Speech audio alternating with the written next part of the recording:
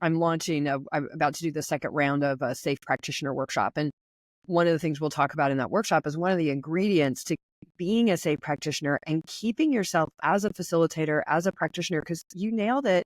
Those teachers, most of those teachers did not go in there with any ill intent. In fact, totally the opposite. They're there because they have a mad passion, commitment to help troubled teens. So that's why they're going into that. And we don't know when we're involved in something that isn't necessarily going to turn out the way we think it is, or there's an ulterior motive in the background. There's like all this stuff. So I'm all about educating us as facilitators, as practitioners, as coaches, as consultants, but then most of all as consumers, because we're not going to get rid of every crazy narcissistic, sociopathic guru, wannabe leader in the world. Like that's going to keep happening, but we can get a lot smarter about who we're talking to, who we're looking at. But that's the same thing with the schools, is that a lot of my friends are like, we've just shut down every facility that's like, boarding teenagers. I'm like, that's never going to happen. That, you know what I mean? Like, you have to be realistic. Do you know what I mean? Like, there are these places exist for a reason, but most of, like, I would say 80% of the kids are there for nothing.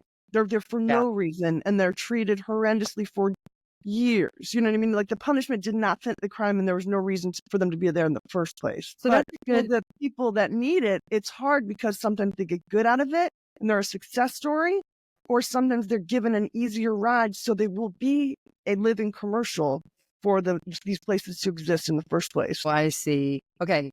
We're going to come back to that. Hang on. There's something else you said that I want to come back to, and then I want us to go all the way back to the beginning and have you tell us a little bit about CEDU and what it is and all that. But you said that you're in the survivor community. So CEDU, troubled teen, survivor community, that you're a bit controversial. Can you just say simply, what is it that makes you controversial? It's kind of like, it's in the way that, we're considered a little more indoctrinated than the other kids, because we in the way that, like, I don't know if you know about Synanon, like they say that, like, if you were in Synanon, you loved everyone that you were in Synanon with. You might not have liked them, but you loved them. That was very true for our campus as well.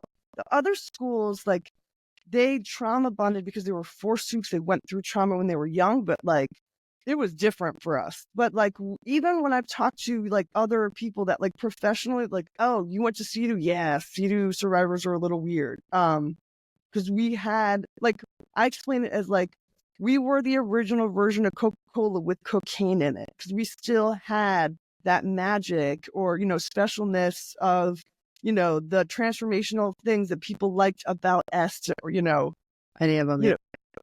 But so that you're controversial because you were part of a particular campus that wasn't as bad, or what's because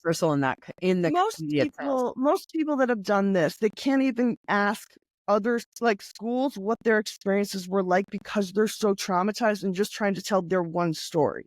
So they haven't even really listed. It's like, if you're not in that same cult, you're not going to ask about that cult. But it took me, I was on a podcast called Straight Outta BS like 2 years ago, and he went to the WASP schools. It's called WWASP schools. He went to Spring Creek Lodge, and he was like, we were pretty sure that our schools had nothing to do with each other. But when he told me he had a character stretch and he had to dress up like Ricky Martin and sing Livin' La Vida Loca, after I had told him I had to be Dorothy and sang Summer of the Rainbow, we knew we had a connection. And it was, so it's that weird, there's even in the program, in the second episode of the program on Netflix, you'll see a towel wrapped up in duct tape.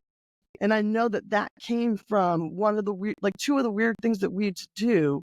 But yeah, it's like, we're trying to figure out in the 24-hour experiences that we went through, I'm pretty sure some of it was from S seminars. Like, it's like we all know it comes from S seminars. So we're just trying to figure out where S seminars got it, which we'll get into that in a minute. But so it sounds like you're saying in part you're controversial in the community because you were part of this one school, and the schools, even if it's because we got something good out of it. Basically, when people call me that was my school, so the people people call me when they get to my school, they screen me to see if I'm making a pro-CEDU documentary or an anti-CEDU documentary. I see. And it had to be known, hey, my mother died when I was there for a month and I had to go to her funeral and pretend my family didn't exist. It ruined my life. It's, it's an anti-CETA documentary, but I have never lived in fear my entire life. I have walked this earth with no fear for most of my life. And I know that that is not normal